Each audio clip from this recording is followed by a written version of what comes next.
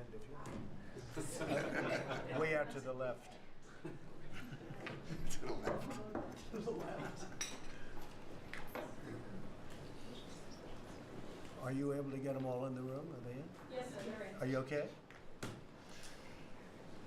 Thank you very much. We've had a tremendous 6 months, and we've had a tremendous 2 weeks, which now is, I guess, 3 weeks.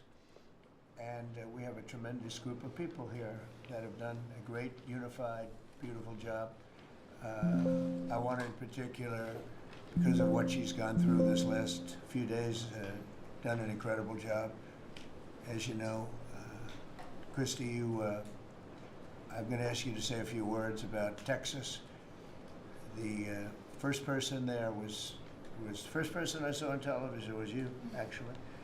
And you've worked great with the governor, who's terrific. And you might want to tell a little bit about the trials and tribulations, but we appreciate the job that you and everybody have done. You had people there as fast as anybody's ever seen. So I really appreciate it. We all do. And maybe you could say a few words. Sure. Well, thank you, Mr. President. I want to thank you for your leadership. Texas is strong, and the people of Texas are incredibly strong. They've gone through something that is absolutely horrific, and it is heartbreaking to watch these families suffer the way that they are. As soon as this flash flooding event happened, you know, the governor has activated his emergency responders. Nim Kidd is his emergency management director, who is incredible, and has immediately worked with the local first responders to get help to individuals and get them evacuated, put requests in to me. We deployed, sir, right away, as you know, because you and I were talking a lot during this time, the Coast Guard. We also had some assets out of Customs and Border Protection.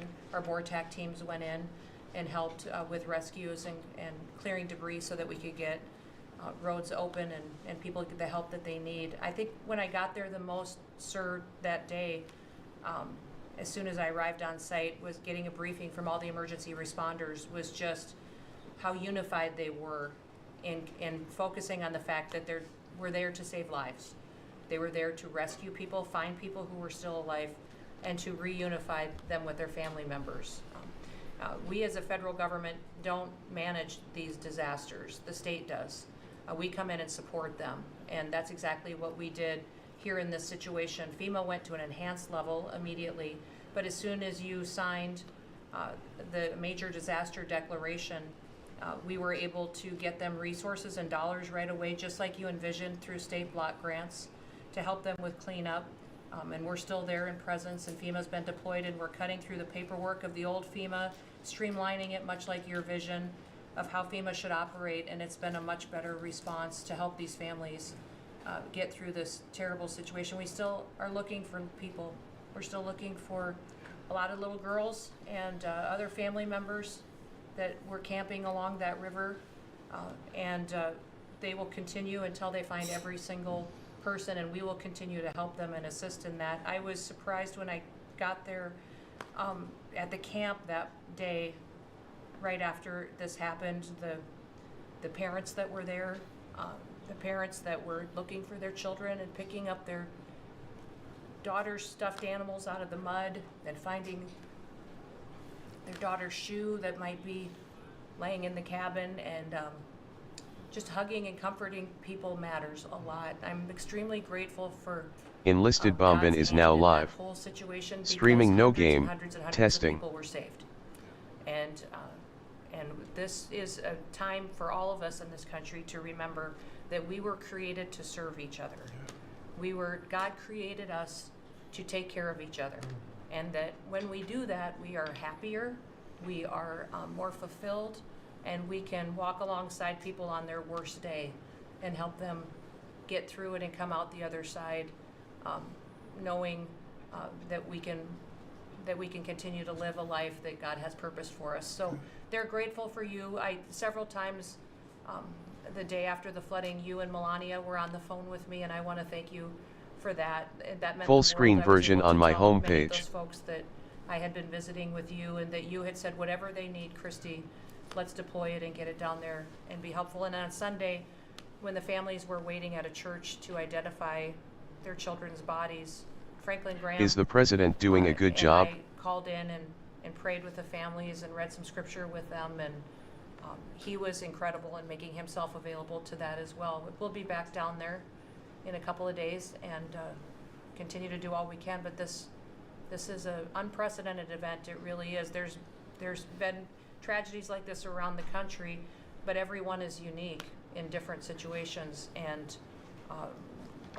the response the federal government had supporting the state through this, I'm proud of the people that stepped up and immediately came. The Coast Guard, when they came in,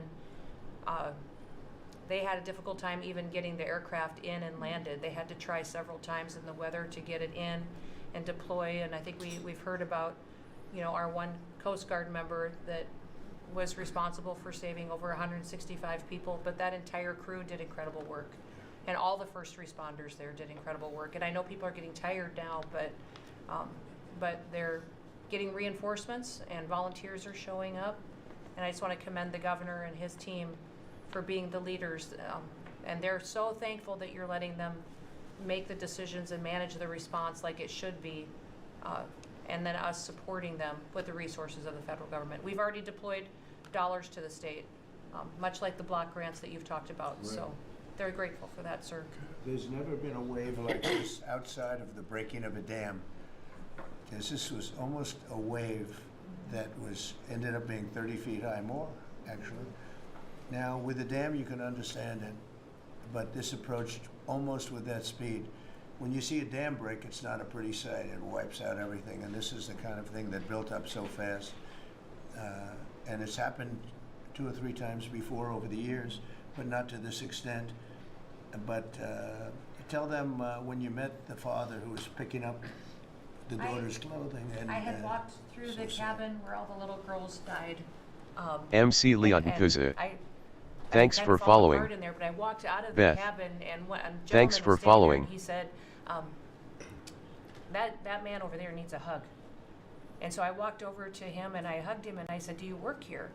And he said, no, my little girl was in that cabin. And he said, and I just found her best friend about an hour and a half ago. She had passed away. And he just fell apart. And so then we just hugged and talked for probably an hour about that. But then there was the grandpa was there looking for his granddaughter as well. There was a dad there of one of the counselors.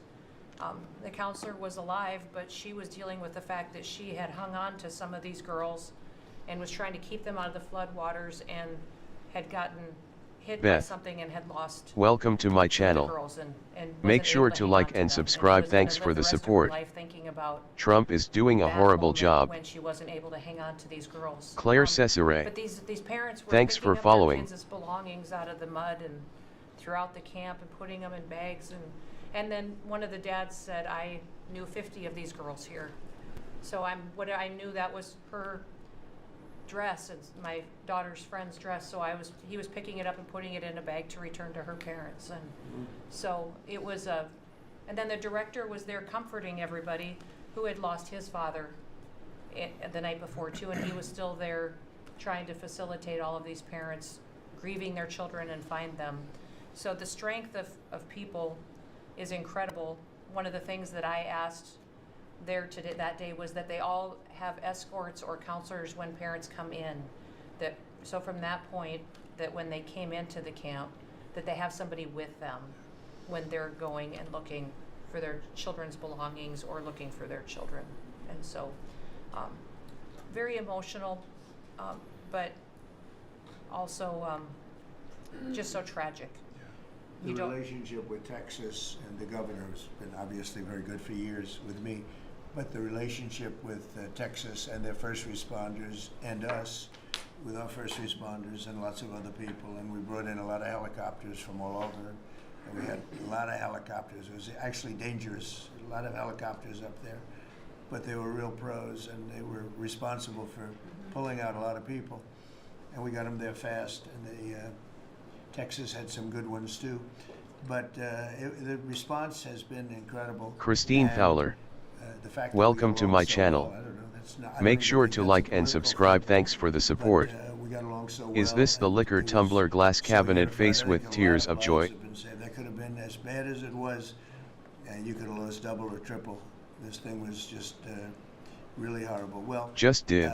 congratulations on a great job, and appreciate it. I know you're going down. I'll be going down on Friday with Why didn't the people First know Lady. about this flood? We'll be taking a trip, and we don't want to get in anyone's way because that's what happens. The president goes and everyone's around focused on. I don't want anyone to focus on us, but it's possible they could have somebody saved still. There's a lot of areas. It's a big area, and it's probably unlikely at this point, but there could be. I mean, they're thinking there could be the possibility, but what a tragic situation. A good job, and we'll see you on Friday, and we'll finish out the day here. I think you've been reading a lot about, it's a terrible topic when you talk about financial after this, but we have a big country and we've been doing very well. Is Trump doing blackface today? Face with Tariffs, tears as of you joy. know, are starting to come in at record levels. Tremendous. They did. There amounts was a of money coming in. 24-hour notice, a Okay. 6-hour We never did notice, that and before. 3-hour. We only have tariffs going out. We only adhered to the rules of other nations who charged us tremendous tariffs because we were led by stupid people or people without any business sense. And I'd like to ask Scott, you could maybe talk a little bit about how well we're doing with regard to the money coming in. And the big money will start coming in on August 1st. I think it was made clear today by the letters that were sent out yesterday and today. Go ahead, please. Yes, sir. We will have taken in about $100 billion in tariff income thus far this year, and that's with the tariffs, the major tariffs not having started till the second quarter. So we could expect that could be well over $300 billion by the end of the year. We don't agree with CBO scoring, but for those who do, the CBO scored tariff income over the next 10 years at $2.8 trillion, which we think is probably low. And, sir, under your leadership, we're And witnessing. they gave us no credit during this last little, the great, big, beautiful bill. I always use the word great. I add that to it because it really is what it is. It's never been anything like it, actually. And I want to thank all the Republicans that voted for it. And I want to, scold the Democrats because they're voting for tax cuts. They're voting for no tax on tips, no tax on Social Security, no tax on overtime, and many, many other things far more important than that. Great health care. And frankly, every Democrat should lose their election because it was purely political to vote. They were told not to vote for it. So think of it. We got 218 to 2. And then with the Senate, we had 50 to 3. Democrats didn't vote at all. Not one positive vote with all of the good things in there. Economic development money, tremendous border money. Now you're loaded up on the border. And I don't think we're going to need so much of it because we had zero come in last month, so I'm not sure how much of it we want to spend. You may think about that. You may actually think about saving a lot of money because the wall's been largely built, and it obviously worked. But you may want to think about that. But so I think it's incredible when I watch the Democrats, and they have standard lines like they had Russia, Russia, Russia. They had the laptop from hell. It all came from Russia. They make things up and they go with it and they feed it to you people in many cases. And they said, here's our line. And I hear the new line is death. Oh, it's death. Everyone's going to die. There's nothing to do with death. In fact, we're saving our country. Death is from allowing 25 million people into our country, of which 3 or 4 are stone cold, hard criminals. 11,888 are murderers, many of them committing more than one murder. That's death, and the Democrats did that. Joe Biden did that by allowing people to come in here just totally unchecked, unvetted, open borders, open borders. The whole world was dumped into our country from prisons, from gangs, from mental institutions. We have many people walking the streets, walking in areas that we don't know anything about that came out of insane asylums. They released their the insane asylum population into our country, and it's amazing the job that you and Tom Homan are doing, by the way, on that. But we have to get them out, and we have no choice. We have to get them out, and we are getting them out. And so, Pete, You want to tell them about our great military and how well we did with respect to the bombers and the B-2? We had the pilots here 2 days ago, and they were incredible people. Go ahead. Yes, sir. Truly a historic mission and demonstrated the skill and courage of the United States military. From those B-2 pilots and families that we had a chance to meet, sir, to the fighter pilots, to the refuelers, to the maintainers, to the air defenders who defended the base. What was demonstrated on the world stage was American military might and capability. And it wasn't just Fordo and Esfahan and Natanz that took notice in Iran. It was the rest of the world, that we have a decisive commander-in-chief willing to use these capabilities, which are the best in the world. As the president pointed out, no one else could have done what America did there on that night, and everyone took notice of that. With the One Big Beautiful Bill, sir, we've got $150 billion additional to invest in Golden Dome and all the other weapons systems and stockpiles and shipbuilding priorities of yours. Another month, another historic recruiting bump. It's not just the Army and the Marine Corps anymore, it's the Navy, the Air Force, and the Space Force, all historically ahead of where they've ever been. So historic spirit inside the military. We had a chance to be at NATO, Marco and I, and see how the world responds to us saying it's time for you to shoulder the burden and take the lead for your continent. It only happens with President Trump leading. And we're proud to be a part of what's going on at the border, sir, with now a fourth national defense area where we're helping get to that number 0 and securing the border. But that mission, Operation Midnight Hammer, re-established deterrence. It reversed what happened in Afghanistan. You saw the debacle of what Biden allowed to happen in Afghanistan and what that did to our image. President Trump said, with Operation Midnight Hammer, we're reestablishing American leadership and deterrence, and we're proud to be a part of it, sir. And our so-called enemies were watching. They watched every minute of it. They watched. There was very few people that weren't watching, actually, but they watched every minute. It was a perfect military performance, the likes of which we haven't seen in a long time. I mean, if you compare that to the same country, the hostages from years ago, Jimmy Carter, was unfortunate for Jimmy Carter. He was a nice man, but with the helicopters going down, the sandstorms, the prisoners, they get captured, then the election and the prisoners and Reagan and all the problems.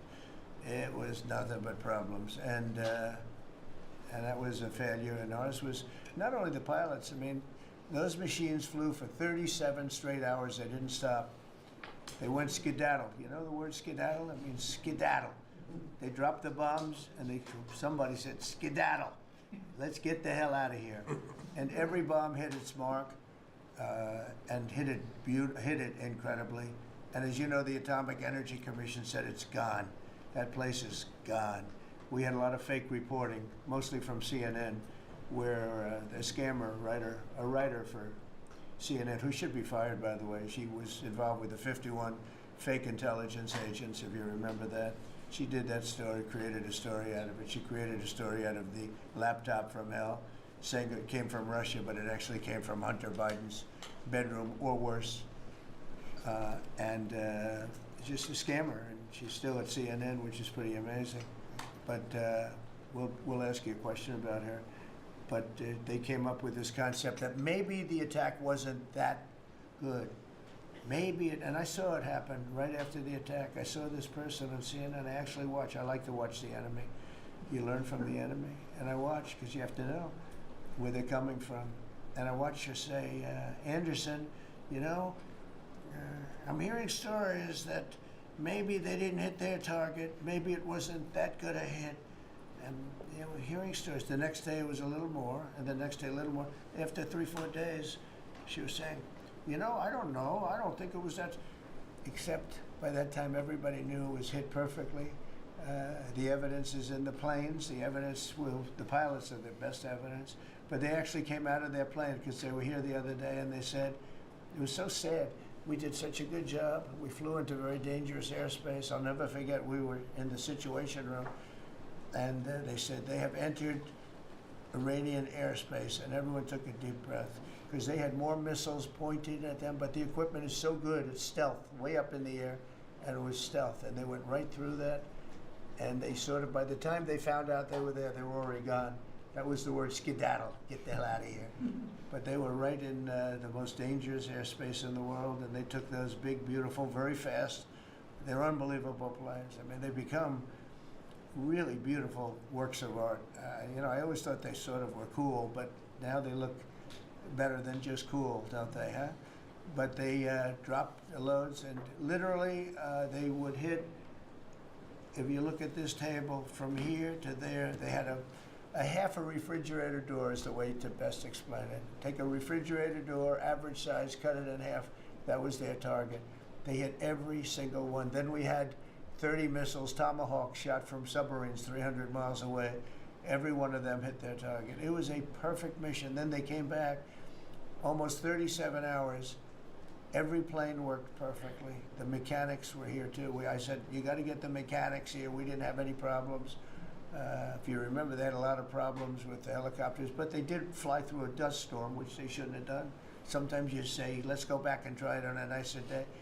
Dust and sand don't work well with helicopters if you know much about helicopters, but that was a horrible embarrassment to us. Then we had Afghanistan, which I think was the most embarrassing moment in the history of our country, and we would have gotten out. I was the one that got them down. I would have kept Bagram, the big air base, which right now is controlled by China, one among the most powerful runways in the world, thick with concrete and steel. Anything could land, and right now they were 1 hour away from where China makes its nuclear weapons. I was keeping it. Outside of that, we were leaving, and I would have been out faster than them, but we would have gotten out with strength and dignity. Instead, that was the most botched up mess I've ever seen. They left all that equipment behind, and every year they have a parade running down some third-rate street with the equipment. You know, it's supposed to be Fifth Avenue. It doesn't work. But with all that equipment that they left, they should have taken every ounce of it. I was taking every ounce. I said every screw, every bolt, every nail you take out of there. And Millie said, I remember one time, sir, we're better off leaving the equipment. Why?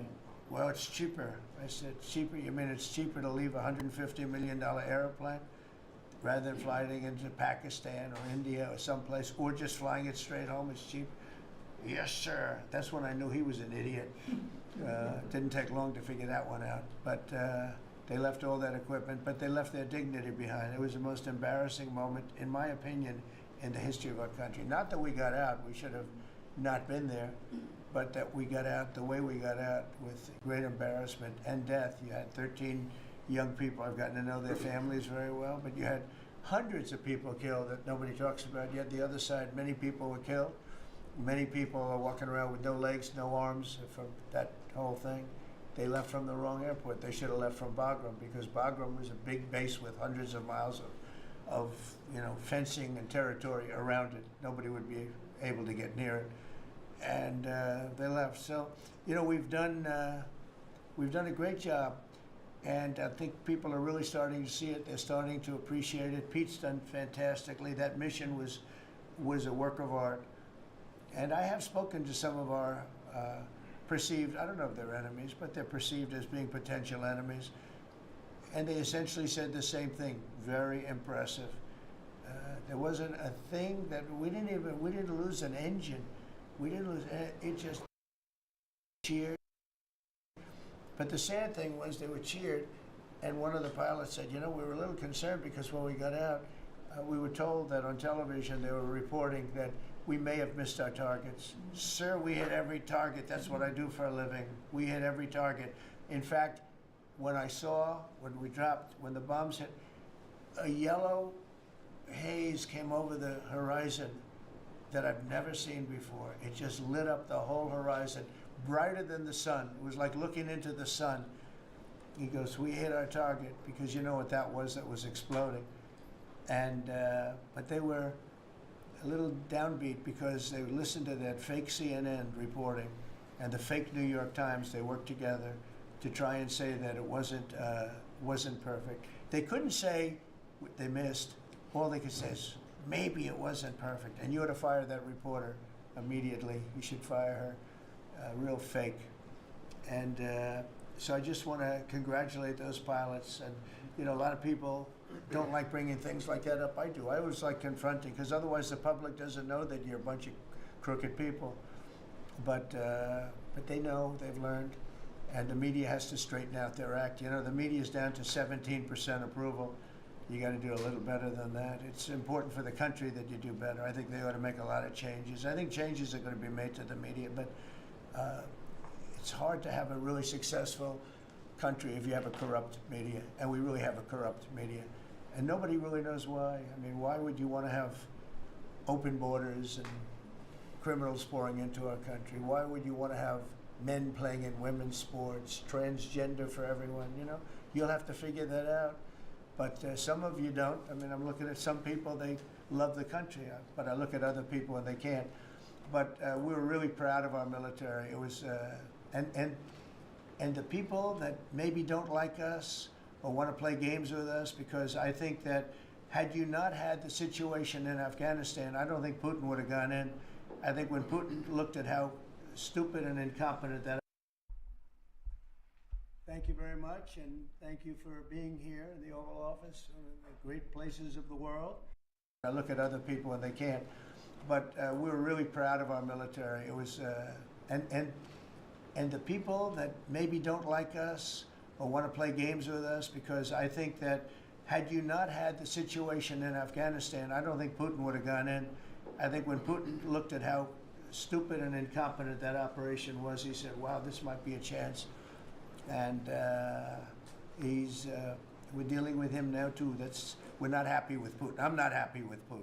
I can tell you that much right now, because he's killing a lot of people. And a lot of them are his soldiers and their soldiers, mostly. And it's now up to 7,000 a week. And I'm not happy with Putin. Okay, any questions? Yes. Yes, sir. You just said that you're not happy with Vladimir Putin. Is there anything that you plan to do to act on that feeling of unhappiness? Well, I wouldn't be telling you. Don't we want to have a little surprise? You know, one of the things we did with the attack is that, and you asked that question, I didn't mean to be rude, but I'm in a rude because I'm looking at some of these crooked people up here, so I'm rude, but your question was asked very nicely. But one of the things we did is we went over every fact. We wanted to get every fact straight. We wanted to have the distance straight, the number of pilots straight. Everything had to be correct, because we want to be, this was a very important mission. If we failed on this mission, it was beyond the war that, you know, obviously we had with Iran and Israel, a lot of hatred, a lot of years and years of hatred, centuries of hatred. People have never seen anything like it. So we wanted to be correct with all our facts. So, you know, what I was doing is just asking, it would be great if the media would be correct with their facts. That's all we ask for. So, hey, go ahead. So finish it up. Oh, yes. Just sort of turning back to Russia, if there's anything that you would signal about your displeasure with them. Well, look, I'm very unhappy with them. There's no reason for this. It's turned out to be tougher, but it's only tougher. And I will say the Ukrainians were brave, but we gave them the best equipment ever made. We gave them the anti-tank busters that knocked out tanks. I mean, you just aim them in the direction of the tank and the tank is gone. We gave them missiles, the latest and the greatest. They were able to shoot down a lot of things that would have normally wiped out. You know, probably would have been a very quick war. It would have been a war that lasted 3-4 days, but they had the benefit of unbelievable equipment. And Europe gave them too. We gave them far more because Biden shouldn't have done that. He should have equalized. We should have given him the same, or we should have given actually less than Europe. It affects Europe much more than us, but we're in there for over $300 billion. Europe's in there for over $100 billion, but still, Europe gave a lot. And I will say this, the Ukrainians, whether you think it's unfair that we gave all that money or not, they were very brave because somebody had to operate that stuff. And a lot of people I know wouldn't be operating it. They wouldn't have the courage to do it. So they fought very bravely. But we gave them the best equipment in the world. We make the best military equipment by far. There's nobody close. You look at other equipment from other countries, it's not even close. That's why everybody wants to buy our equipment. And that's why we're going to step up these contractors now that make it, and they're brilliant, but they make it too slowly. And we have to step them up, Pete, and let them make it at a much higher rate. Unfortunately, we have to do that. But if you look at our Patriots, if you look at our Tomahawks, if you look at our, well, what we do with tanks is, you wouldn't want to be driving a tank. You would feel nice and secure, but they are javelins, they're called. And I gave them the javelins. Remember they said Trump gave the javelins and Obama gave them sheets, right? They called Obama at that time. Barack Hussein Obama, if you haven't heard, did a terrible job. But that was a war that should have never happened, and a lot of people are dying, and it should end. And I don't know, we get a lot of bullshit thrown at us by Putin. For you want to know the truth, he's very nice all the time, but it turns out to be meaningless. Do you want to sanction him? Lindsey Graham has a sanctions bill on Russia. Do you want him to move I'm that looking as well? at it. Yeah, no, I'm looking. The Senate is passing and passed a very tough sanctions bill. Yeah, I'm looking at And it. you'd sign that? It's an optional bill. It's totally at my option. They pass it totally at my option, and to terminate totally at my option. And I'm looking at it very strongly. Yesterday you said policy more Go ahead, weapons. please. The Council of Economic Advisors released a new report saying that imported goods have actually decreased in price from December. I know, it's not through March. amazing. Well, my question is, With Fed the chairman- tariffs. Well, the Fed chairman keeps saying that tariffs are going to cause price increases. Are we the sure? prices just not Chairman passed of the through? Fed? Yes, exactly. Well, Are the you prices- do a better job than him. Thank you. Are the prices just not passed through yet? No, I think what's happening is everything's evening out. You know, when we charge, see what people don't understand, the other countries have been charged, almost every country charges us tariffs. We had deficits with everybody for years, for decades. And we were like this big monolith that made bad deals with everybody. We rebuilt South Korea, we stayed there. It's okay, we rebuilt it and we stayed there. And they pay us very little for the military. I got them to pay billions of dollars, and Biden then canceled it when he came in. You know, I sent to South Korea as an example. You know, we give you free military, essentially, very little. And I think you should pay us $10 billion a year. And they went crazy. But they agreed to 3. So I got 3 with a phone call. And I was satisfied. I said, but next year we have to talk. And then we had a rigged election, and we never got to talk. And you know what Biden did? They probably went to him and they said, listen, Trump treated us terribly, and we shouldn't be paying anything, and he cut it down to nothing. So that's what happens. It's ridiculous. That's the other thing. We're talking to countries about contributing to the military, not only just paying more in NATO, but contributing. You know, we have 45,000 soldiers in South Korea. We have 45,000 soldiers in Germany, 52,000 actually. And you know, that's a huge economic development for them. That's tremendous amount, just like having a city. It's tremendous money for them, and it's a tremendous loss for us. So we're talking, in a very nice way, we're talking to them about it. It's very unfair. We supply the militaries to many very successful countries. I mean, South Korea is making a lot of money, and they're very good. They're very good, but, you know, they should be paying for their own military. President Trump, could I ask you a question about Jerome Powell as well? And then the question to the Attorney General. Jerome Powell, and then I have a question for the Attorney General. Jerome Powell, who you've been pressuring to lower interest rates, he's facing accusations of lying to Congress, which is a potential crime about the Well, then he opulence. should resign immediately. We should get somebody in there that's going to lower interest rates. Do you want congressional Why don't you call Republicans- for his resignation? Do you want congressional Republicans to investigate and It's pursue okay and with punish? me. I think he's terrible. I think, look, we're paying, I call him Too Late. T-O-O, Too Late, like Too Tall Jones for the Dallas Cowboys, right? Too late. He's always late. But he wasn't late with Biden before the election. He was cutting him like crazy. It didn't help too much, did it? But he was cutting him like crazy before the election with Kamala and Biden. He was trying to get them in, I guess. I don't know. He was recommended by somebody that worked for me. I like you better. If I could ask the Attorney General a question too, President. Sure. Your memo and release yesterday on Jeffrey Epstein, Yes. it left some lingering mysteries. One of the biggest ones is whether he ever worked for a American or foreign intelligence agency. The former Labor Secretary, who was Miami U.S. Attorney Alex Costa, he allegedly said that he did work for an intelligence agency. So could you resolve whether or not he did, and also could you say why there was a minute missing from the jailhouse tape on the night of the set? Yeah, sure. If I Ma'am, could. could I just interrupt for Sure. 1 second? Are you still talking about Jeffrey Epstein? This guy's been talked about for years. You're asking, We have Texas, we have this, we have all of the things. And are people still talking about this guy, this creep? That is unbelievable. Do you want to waste the time, and do you feel like answering? I don't mind answering. I mean, I can't believe you're asking a question on Epstein at a time like this, where we're having some of the greatest success and also tragedy with what happened in Texas. It just seems like a desecration, but you go ahead. Sure. First, to back up on that, in February, I did an interview on Fox, and it's been getting a lot of attention because I said, I was asked a question about the client list, and my response was, it's sitting on my desk to be reviewed, meaning the file, along with the JFK, MLK files as well. That's what I meant by that. Also, to the tens of thousands of video, they turned out to be child porn downloaded by that disgusting Jeffrey Epstein. Child porn is what they were. Never going to be released, never going to see the light of day. To him being an agent, I have no knowledge about that. We can get back to you on that. And the minute missing from the video, we released the video showing definitively the video was not conclusive, but the evidence prior to it was showing he committed suicide. And what was on that, there was a minute that was off the counter.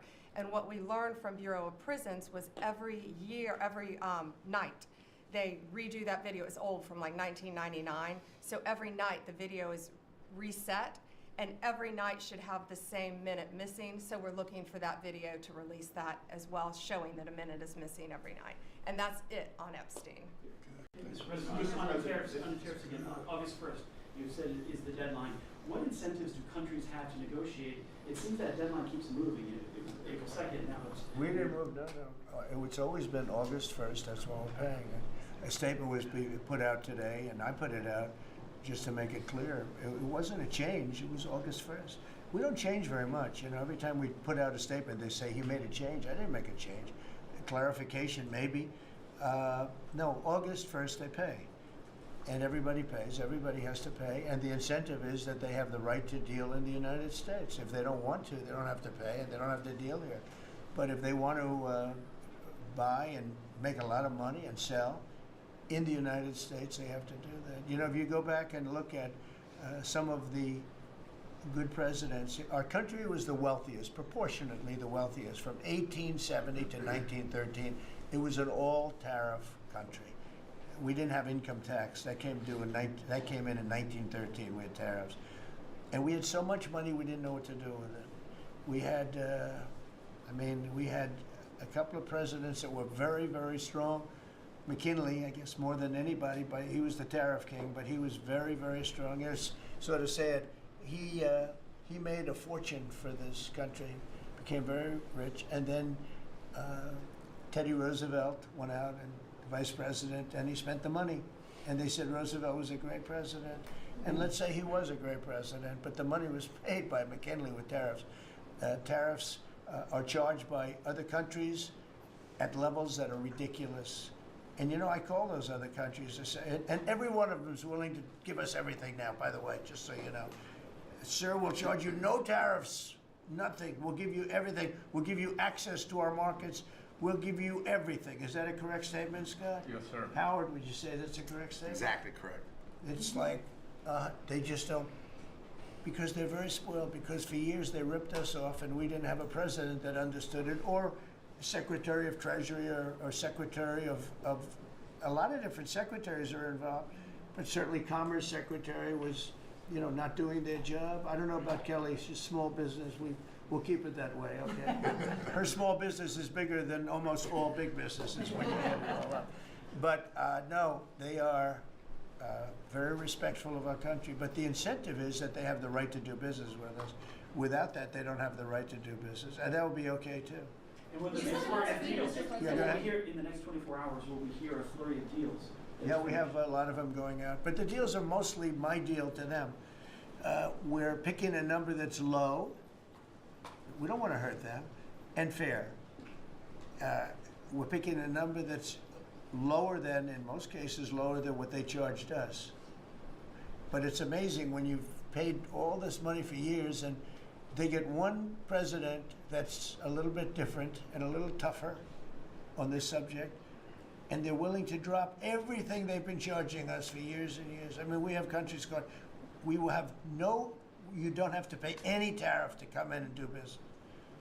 They're giving us total access to their countries. They gave us no access to the country. They say, well, you cannot go into our country. Okay, good. Now it's, we will give you total access and you don't have to pay any tariffs. But please don't charge us tariffs. And we don't like that deal. So the letters I send out are, we have made some deals. We can make a lot more deals. It's just too time consuming. It just makes it more complicated. And we can do things over the years too. You know, we're not hard line, but it's about time the United States of America started collecting money from countries that were ripping us off and laughing behind our back at how stupid we were. Okay? Thank you. Mr. President, Yellow, in the yellow. On the tariff issue, so you've talked about India coming, but then a couple days ago you issued a new tariff threat to members of the BRICS countries for if they aligned with anti-American policies. 10% charge. That would be India, Brazil. That's right. They have to pay 10% if they're in BRICS, because Right. BRICS was set up to hurt us. BRICS was set up to degenerate our dollar and take our dollar as the standard, take it off as the standard. And that's okay if they want to play that game, but I can play that game too. So anybody that's in BRICS is getting a 10% charge. Is that immediate, sir, or is Yeah, that pretty if soon. they engage in some behavior? Well, if they're a member of BRICS, they're going to have to pay 10% tariff, just for that one thing, and they won't be a member long.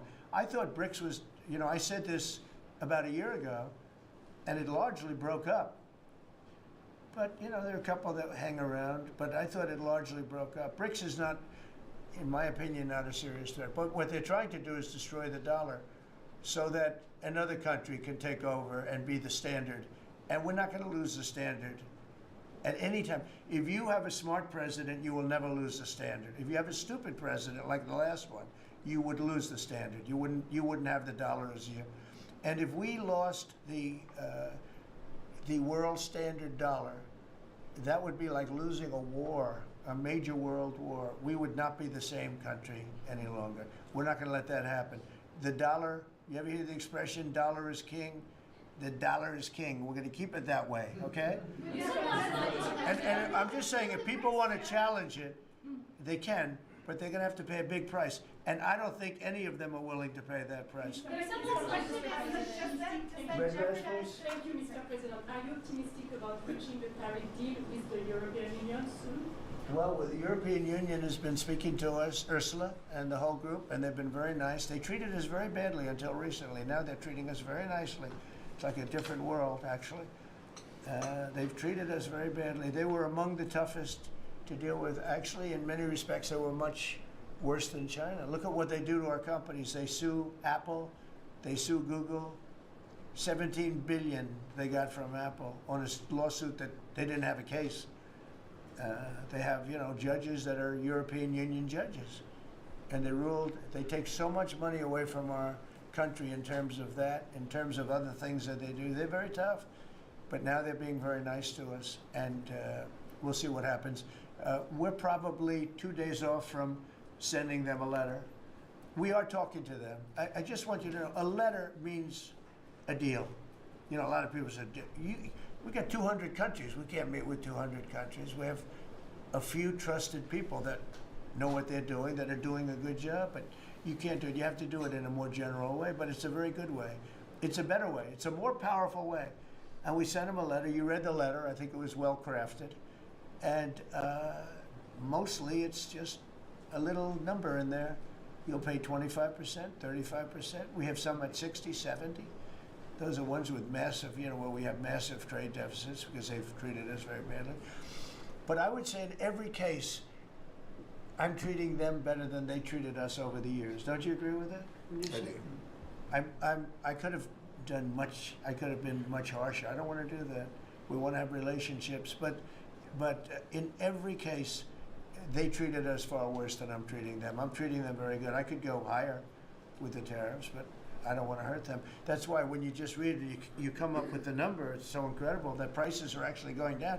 Just so you know, when I got in, everyone said, "Oh, eggs are going through the roof." That was the first. I was in for about 4 days, and they started screaming at me about eggs. I said, "That's Biden's problem." I didn't know about eggs, but eggs went up about 5 times. You did a fantastic job, and we ended up shortly getting. In fact, for Easter, they said go out and buy plastic eggs. You can't use real eggs.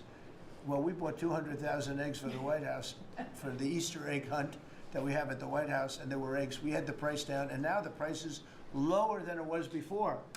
We did a good job with eggs, but we did a good job with groceries. Our prices are down in this country. A big part of it's oil. The oil, you had a couple of places last week, you had $1.99 for oil, for gasoline. Nobody thought they'd see that. I want to get it lower if I can, but we've done a good job. You've done a very good job. Do you want to say a couple of words about that, you and Chris, about what's happening with energy? Well, absolutely, but I would say on the pricing side, President Trump, the fact that you've endorsed and supported a policy of energy dominance, that sends a signal to the market that we're going to have more supply. You talked during the campaign about inflation being a country buster. You've broken in the back of inflation. In 6 months, among all the other things you've accomplished. We have no inflation. And we've got, and then heading into the 4th of July, these were the lowest gas prices at the pump in 4 years. And again, for Americans, this is like hundreds of billions of dollars that stay in their pockets because we lower the price of gas at the pump. And when we lower the price of energy, it lowers the price of food. It lowers the price of the clothes you wear. It's the biggest thing. It's the biggest thing. It's like a big tax cut. When you get energy down, every 50 cents is like a massive tax cut, and we've gotten it down much below that. You know, we had great energy, great low prices, everything else. When the election turned over, I'm trying to be nice about it. It turned over, shockingly, but nevertheless it happened. Energy started going up, and it went up really bad, and then he went back to the Trump policy. The problem was they didn't know how to do that, and he lost it. He lost that sucker. That big sucker was out of control, and his energy prices went way up, and that's what caused it. But it was also stupid spending. They spent money like, they used to use the term drunken sailors, but I won't use that term. Although it is very descriptive, I won't use that term. I refuse to use it. But they spent money at levels that nobody had ever seen before, and trillions and trillions of dollars wasted on the Green New Scam, greatest scam in the history of our country, other than maybe Russia, that might have been. But the Green New Scam was the single greatest scam in the history of our country, and continues to be, but it's weakened badly. It's hobbling along because people are they're finally getting it. But they spent trillions of dollars on the Green New Scam, getting nothing for it. Devised by a couple of young people that weren't even good college students, you know? Not even good students. Check out their marks. Yeah? No, not for CNN. Not for CNN. Go ahead. In the last jobs report, Mr. President, in the last jobs report, the manufacturing jobs actually lost 7,000 jobs. When will the investments that you've been talking about have an effect? Well, they're building the plants now. About 7 have started. We're going to have hundreds started within a short period of time. Lee Zeldin, who may be the most important man in this room, I'm sorry, but he's the one that gets the permits. Where is Lee? He's the one that has to get the permits for the plants and the factories, and permits that used to take 5 years, he's getting in record-setting times. AI, we're leading China a lot in AI, and if we go with this, you know, I'm allowing the plants to build their own electric. I'm allowing them to become an electric utility, so they can produce their own electricity, because we need double to be successful with AI, which is the biggest thing now. We need double the electricity that we have, which is hard to believe. We need even more than that. And they're building plants with their own electricity substations. They don't have to use the grid. And anything they build extra, they're putting into the grid. So we're supplying the grid with brand new electric sources. And you know, it's funny, when they came to see me, they never even asked for that. I told them about it. The reason they didn't, they thought that was an impossibility. You're not allowed to build your own electric. These are massive investments that are being made in building electricity for their plants. and they're going to have, I think, Doug, a lot of electricity left over, and that electricity is going to be passed into the grid and give us no more, like you look at California, they have blackouts and brownouts every week. They're totally out of control. They have a really incompetent governor. Where's Chris? Is he here? Do you want to speak to the subject? Yeah, I think a huge thing in the One Big Beautiful Bill, Mr. President, because of your leadership, is the ending of these subsidies, as you call them, the Green New Scam. That saves our country $500 billion over the next 10 years. But American taxpayers were paying twice. They were paying that money, $500 billion in the subsidies, and they were paying more expensive electricity price. If you subsidize something, you should at least lower the cost of it. But in this case, we were subsidizing something and paying more for it. So the One Big Beautiful Bill had two huge things: ending wasteful spending. Wind, solar, and batteries combined are 3% of U.S. total primary energy. 3% for $1 trillion, another $500 billion coming. It's just not a good investment, hurting our businesses, hurting our consumers. And the One Big Beautiful Bill also unshackled oil, gas, and coal development in the United States, onshore and offshore.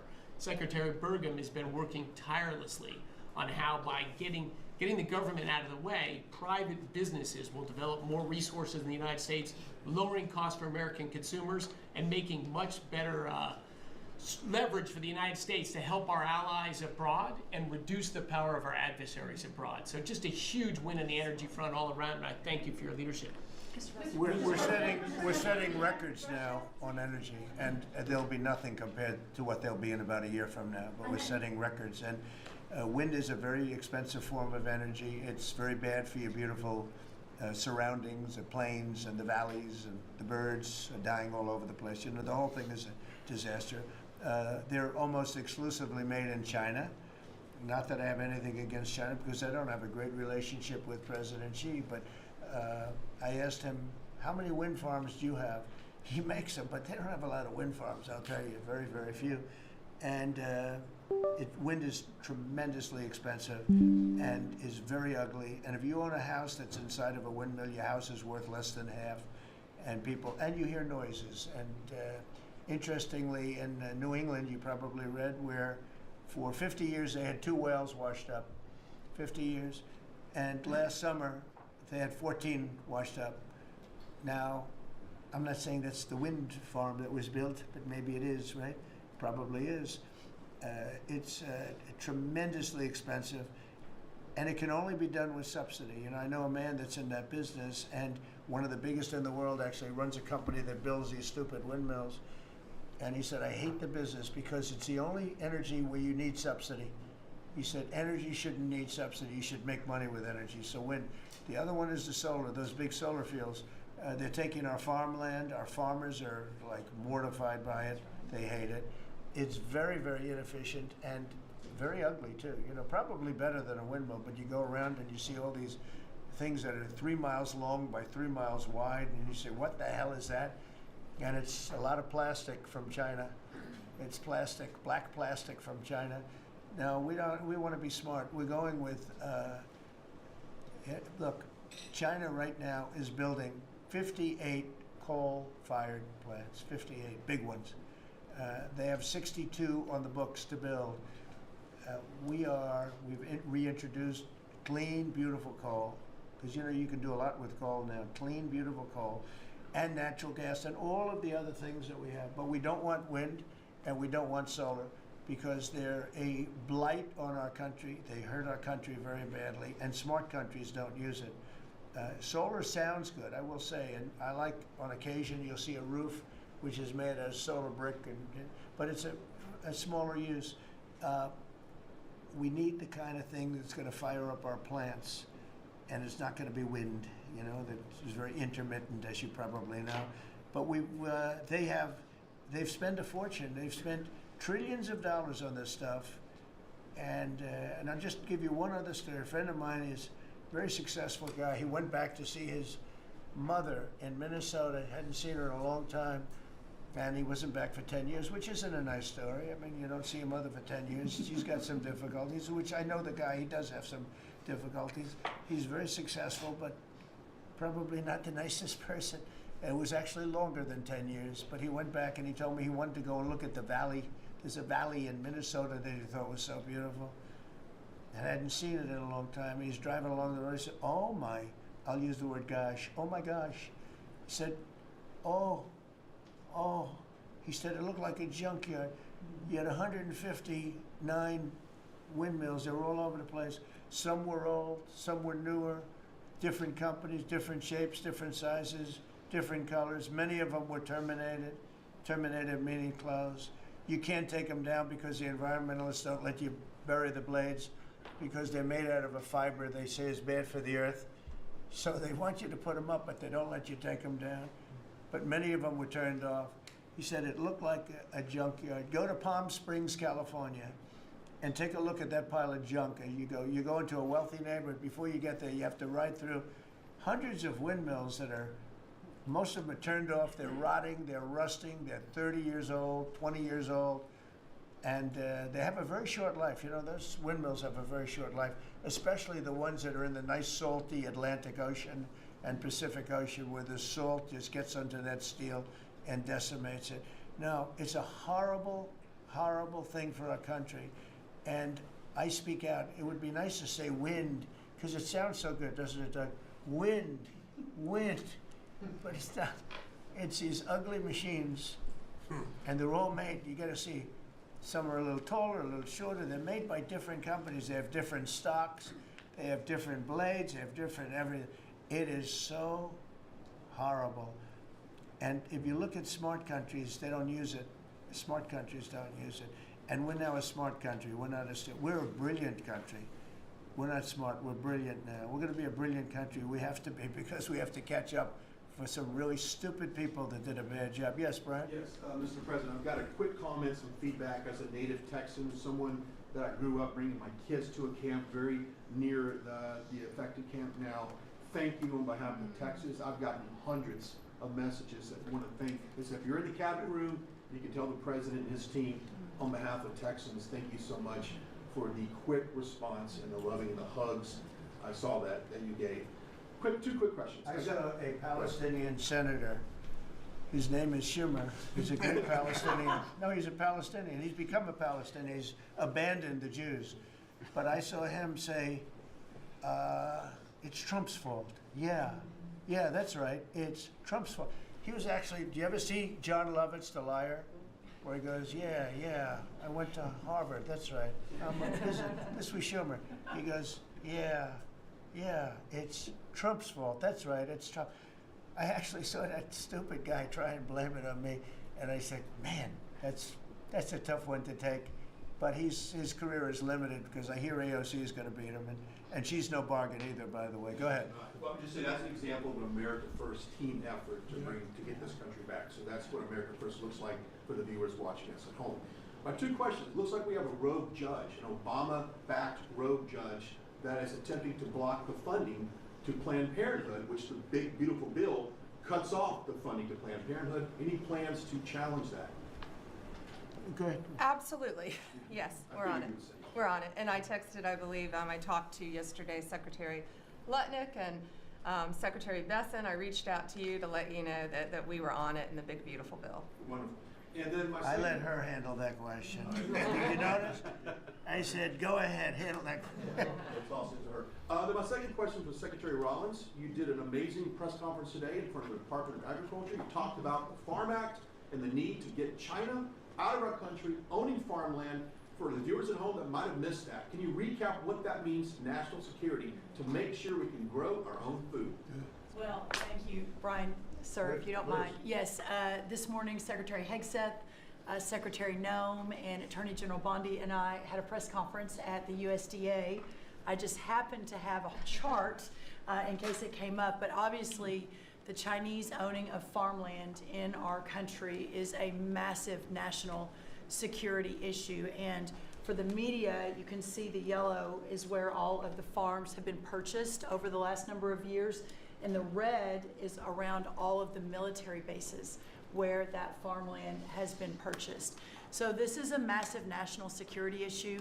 The press conference this morning included 3 of our greatest governors as well, Sarah Sanders from Arkansas, Jim Pillen from Nebraska, and Bill Lee from Tennessee.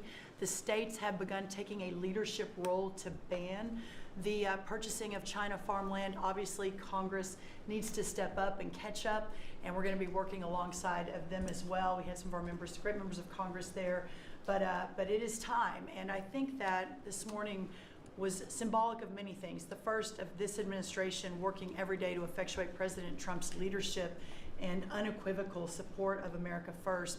But second, just how close we are as a cabinet. I don't know in any other administration that you'd have 4 cabinet members at the USDA on a Tuesday morning when it's about 110 degrees outside with the sun beating down on us talking about, sir, your vision. So I think it was a great day. It was just the start. There's an executive order coming and some other things coming behind that. But protecting America's farms isn't just about protecting our farmers. It's also about national security. So that's what we discussed this morning. I do want to say that I think we have had a really good relationship with China lately, and we're getting along with them very well. They've been very fair on our trade deal, honestly, and I hope we're going to have a great relationship. It's a big, strong, powerful country. We're more powerful than they are. We have much better military equipment than they do, but we are getting along with them very well. I'm getting along with President Xi very well. We speak often. And with all of that being said, and I understand what you're saying, but I think we're getting along with China very well. Mr. President, you have sent more weapons to Ukraine, as you said last night. Last week, the Pentagon paused some shipments of weapons to Ukraine. Did you approve of that pause? We want to put defensive weapons because Putin is not treating human beings right. He's killing too many people.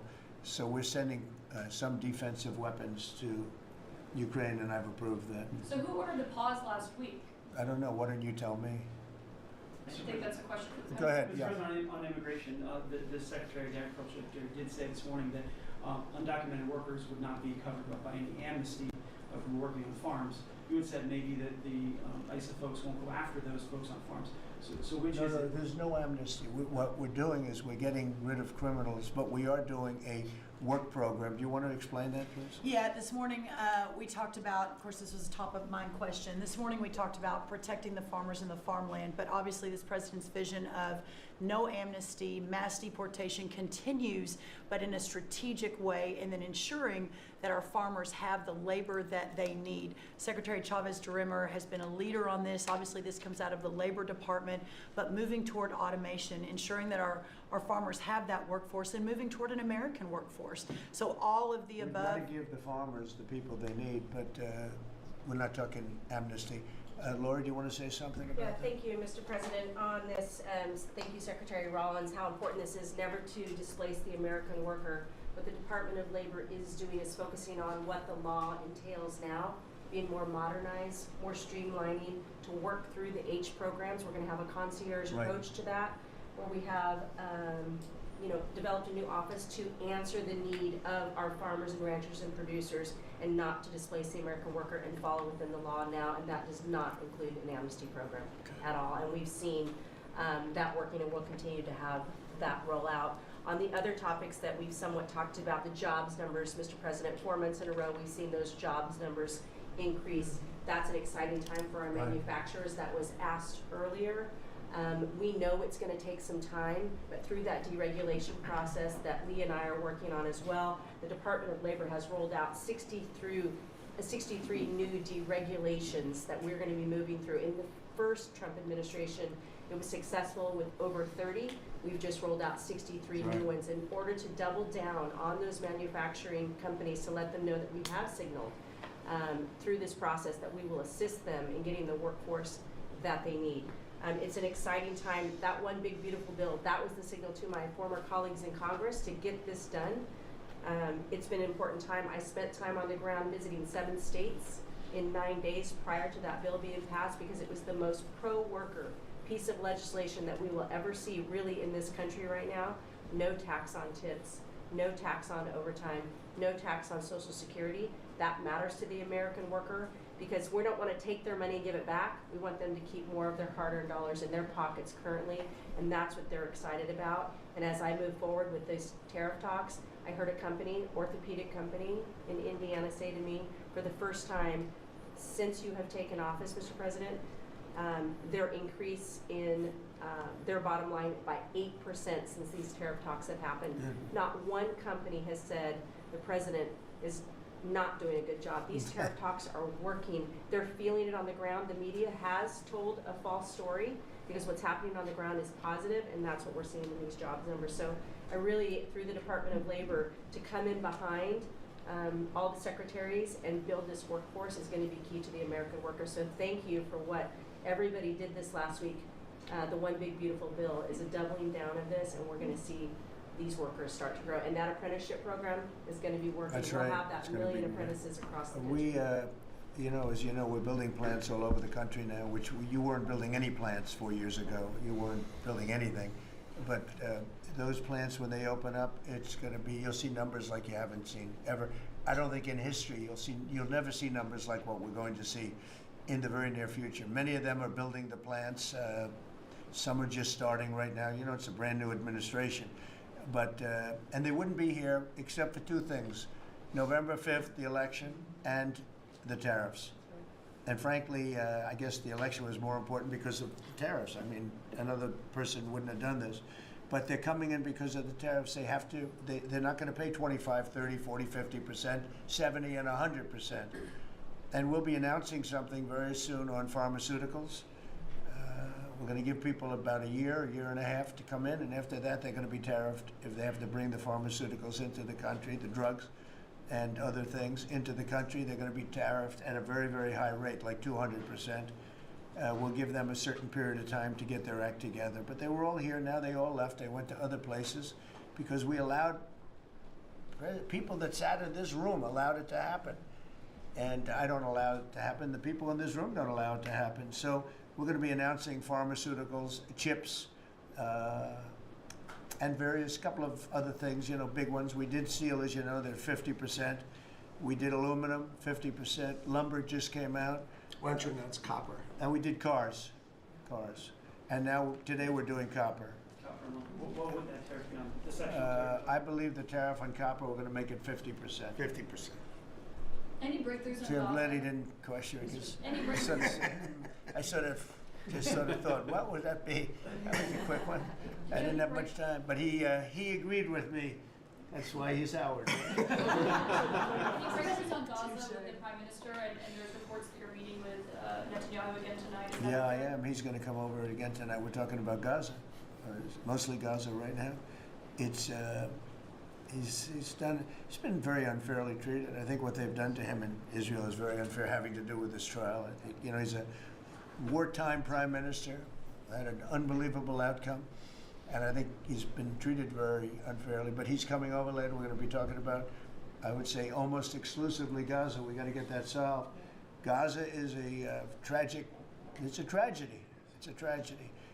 And he wants to get it solved, and I want to get it solved, and I think the other side wants to get it solved. Steve, could you talk on that, please? We're in proximity talks now, and we had 4 issues, and now we're down to 1 after 2 days of proximity talks. So we are hopeful that by the end of this week, we will have an agreement that will bring us into a 60-day ceasefire. 10 live hostages will be released. 9 deceased will be released. We're meeting at the President's direction with all the hostage families to let them know. And we think that this will lead to a lasting peace in Gaza. And you're doing a good job. It's a tough one. It's a tough one. A lot of hate, you know. This is called long-term hate.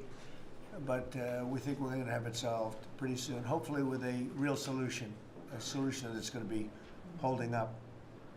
And can I follow up? This is, I think, the first cabinet meeting since Elon Musk has not been a special government employee, not here anymore. He's now saying he's going to create a third political party. Are you worried about the impact that could have? No, I think it'll help us. It'll probably help. Third parties have always been good for me. I don't know about Republicans, but for me. Are you second guessing any of the cuts that DOJ made since you No, described him as no. off the rails Look, the other day? we cut hundreds of billions of dollars with we could have done it differently. I would have done it differently a little bit maybe, but it was something that we saved a lot of money. You can always second guess. I guess some of the people in this room maybe would have done it slightly differently, and some would have done it exactly the way it was done. But it was dramatic and it was important, and we found a lot of things like billions of dollars given to people for environmental protection, where they had $100 in the account, like in Atlanta, Stacy, and then you had another one with 20 billion here, and 20 billion here, and 2 billion here, and 15 billion. And Lee, you might want to mention just a couple of those things. We really got because of those. At the Trump EPA, the one big beautiful bill was filled with many big beautiful wins for the taxpayer. It delivered a sledgehammer to the Green New scam. Billions of dollars rescinded. It's a big deal for the American taxpayer who sees money go through pass-throughs that are filled with self-dealing and conflicts of interest. They see unqualified recipients. They see reduced agency oversight, and they want accountability with their tax dollars, and they got it. In the example of the Stacey Abrams connected NGO, they received $100 in 2023. They got $2 billion in 2024. They had to complete training on how to develop a budget that was put into their grant agreement. They, out of nowhere, started paying a CEO $800,000, a COO $450,000, 22 people making over 150 grand. Out of nowhere, this is tax dollars. So money go through pass-throughs, through other pass-throughs, through other pass-throughs, and we lose oversight over it. And you see that it's going to former Biden officials, it's going to former Obama officials, it's going to Democratic donors. And we're not here saying we want to take money from a left-wing NGO and give it to a right-wing NGO. We want to give it back to the taxpayer. This is about us being good stewards of American tax dollars without any apology or regret. That's why President Trump was elected last November, because there were a whole lot of people who maybe they hadn't voted Republican in a long time. Maybe they didn't even vote for President Trump the first time around in 2016, but they're regretting that vote from 2016, and they were making it right in 2024. So the one big beautiful bill gave us the tools to rescind billions of dollars more. We're seeing hundreds of thousands of dollars that'll get wasted per electric vehicle as an example of this money that was going through it. They gave $50 million to a group called Climate Justice Alliance. They say that climate justice runs through a free Palestine. The Biden EPA gave $50 million to a group that says the climate justice runs through a free Palestine. We say that if you're going to spend $1 in the name of remediating an environmental issue, then spend the dollar on remediating an environmental issue. We say that we can protect the environment and grow the economy. We want to help grow more baseload power in this country. So why is it that it took this long for this team to get assembled, to be able to fix the mess that we inherited? But gosh, we love showing up at our jobs every single day, first thing in the morning, because all day long we get things done for the American taxpayer. And Congress did its part last week by passing one big beautiful bill to deliver this accountability and to cut off the Green New scam. So maybe it's a bad day for Stacey Abrams. Maybe it's a bad day for all those well-connected Democrats getting paid off. But you know what? God bless America. Because at the end of the day, President Trump is here, J.D. Vance is here, and the greatest cabinet ever assembled to deliver that much-needed and highly demanded accountability. Well said. That was a very good answer.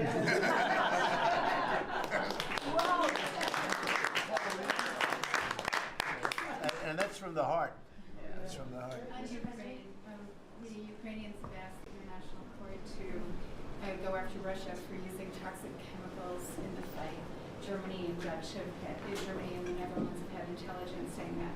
What does U.S. intelligence believe, and what do you believe about the use of chemical weapons? And would you agree that that's a case for the court? Well, I'd ask John maybe to discuss it if you'd like, John.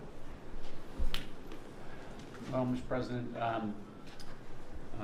obviously chemical weapons, if it's documented and its use, it's illegal. It's against all international laws of armed conflict and treaties. And obviously I can't share in this room with this audience the intelligence that I can share with you privately, but obviously you're not going to stand or allow for any violations of international law by anyone. That's right. Thank you. Could I ask Sean to Department of Transportation, Sean Duffy, former great congressman, very popular, decided to go out and make a couple of bucks. He made a lot. Then he got bored with that, though. He likes serving people better, the people. And could I ask you to just discuss a very important subject to me, and that's the modernization of our equipment at airports so that planes aren't crashing into each other and bad things don't happen. It should have been done many years ago. We were going to do it, and then the election precluded that, unfortunately. But we're doing it now. Could you tell them where we are? Yeah, if I could start with Newark. You guys all covered what happened in Newark. We had outages for a couple of 30-second outages a couple months ago. We have, in 2 months, Mr. President, it's historic speed, laid new fiber lines for communication and tested those in the next month. So those new lines for the Philly Tracon that controls the Newark airspace, they're up and running. Lightning fast speed. June was the most on-time June ever in the history of Newark for air travel. So that's going incredibly well. By the way, we shouldn't have dealt with this because Joe Biden and Pete Buttigieg had moved the center from New York to Philadelphia. They didn't test the lines. They didn't do the work, which is what brought us all these problems. But in the big beautiful bill, we got $12.5 billion. This is a historic investment in air traffic control. And so what the money is going to allow us to do is move from copper to fiber all over the country. So new copper lines. We think we can do that in 1.5 to 2 years. We have radar that dates back to the 1950s, some of it from the 60s and 70s. We get brand new radar across the country as well. We have some infrastructure money to build TRACONs and centers, the en route centers that control the traffic across the country. So this is a massive new start to rebuild air traffic control. And again, this is dilapidated. Americans think that their government takes care of them and makes the investments that are necessary to make the country work. And for 30, 40 years, the investments weren't made. And so under your leadership and direction, we are making those investments. And per your direction, right now we are interviewing what we could call a general contractor or an integrator.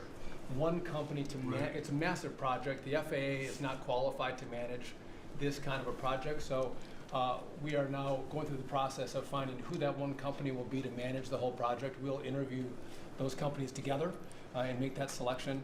So we'll write one big beautiful check to one beautiful company that'll be responsible for this whole build. But if I just make one last point, this is not enough money. We're going to need more. But this is a massive new start. The biggest investment. We'll need some more money on top of it, but a great start from the big beautiful. It's a starter. It's very important to us. And just to cover that, there have been accidents, and my pilots, I would often hear them say, "Oh, good," and they would use a different system, a different country to land in New York. They'd use the radar and other things from a different country. I said, "What's that?" He said, "Oh, our system is so bad." And I knew that. We were all set to start, and Boudet Edge came in, and what they did was so crazy because they hooked it copper into fiber, into steel, they had all different systems. They had hundreds and hundreds of contractors, different contractors for different airports. They spent billions of dollars, and they made the system worse because you can't hook copper into fiber. It doesn't work that way. You just can't do it. It's not doable, but they tried to do it. Didn't work out too well. And in the end, it was just a complete disaster. We want to have one great company. Now, Raytheon's going to bid, IBM's going to bid. We have 5 or 6 bidders that really are good and do this stuff.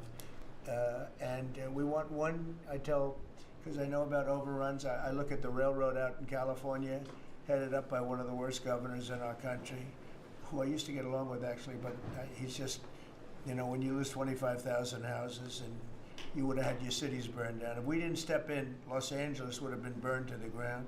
But you look at that, and I said, I really know how to build, and you got to have one guy, one contractor, one great one, whether it's IBM or Raytheon is good, but you have 4 or 5 that are really, really great, and they're all bidding against each other.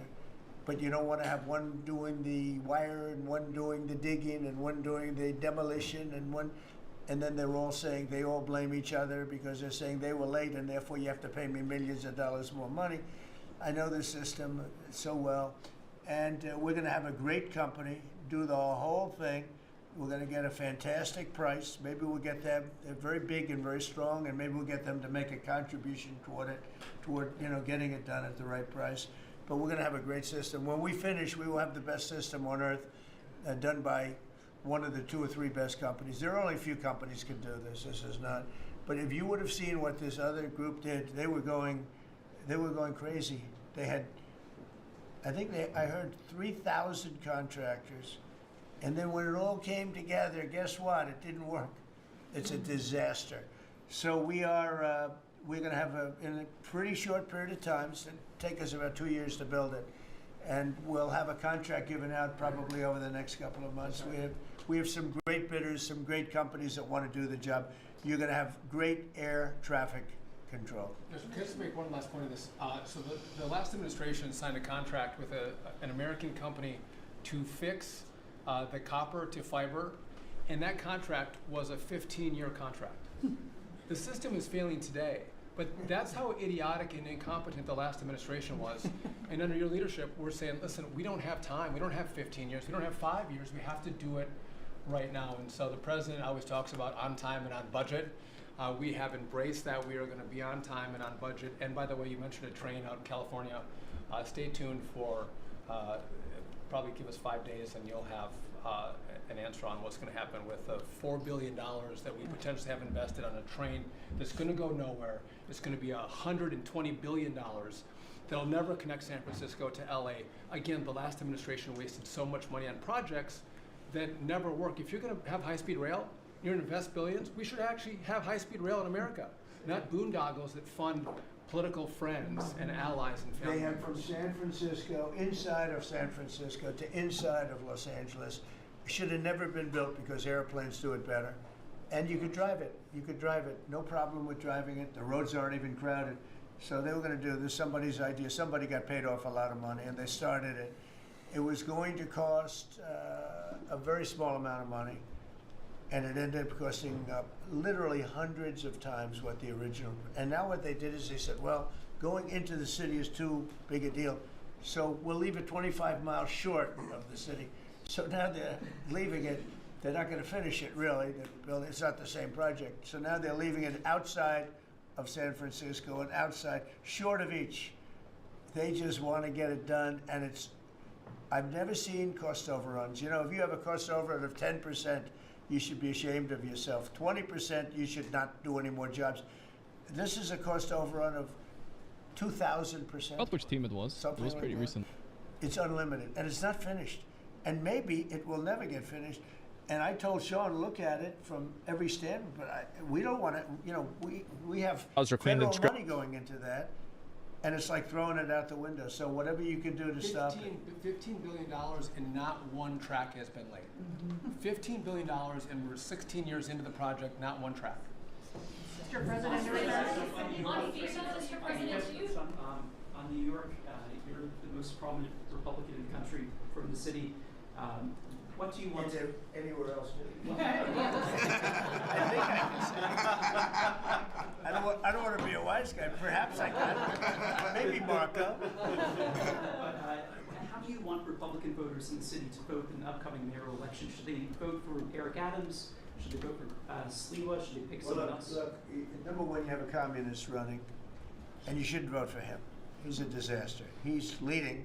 He's got the Democrat nomination because that shows you where the Democrats have gone. He actually wants to take over the grocery stores of John Catsimatidis, who's a great guy, a rich guy, grocer, does a good job, wants to take over. He actually called me the other day. He's concerned his stores are going to be taken from him, and they won't be run like John runs them, believe me. He runs a good operation, but he actually said he wants to run his own grocery stores. No, this is a man who's not very capable, in my opinion, other than he's got a good line of bullshit, and he's convinced them to go with him. Now, as you know, Cuomo, who does have capability, is running, but he got knocked out, and now they're running as, you have Eric Adams, the current mayor, you have Cuomo, and you have Curtis Sliwa, and Curtis runs every 4 years. He seems to be a fixture on the running scale. But you know, it's. I'm not getting involved. But I can tell you this. I used to say we will not ever be a socialist country, right?